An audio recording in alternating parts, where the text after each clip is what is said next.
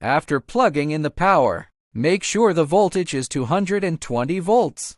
22610 volts is normal. Well, this is the speed switch. This is the temperature switch. Generally, when you start welding, set the temperature to 345, and the atmosphere is okay. Adjust it according to the welding situation. Then put the film here.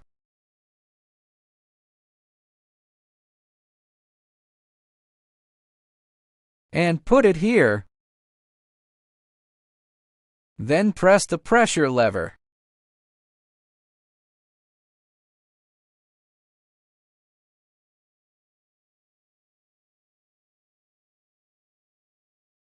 Adjust the speed according to the welding situation. This part is a bit slow. The welding is a bit thick. When you reach the end, just lift up the pressure bar. The welding speed, the waterproofing is very good, and there will be no leakage at all.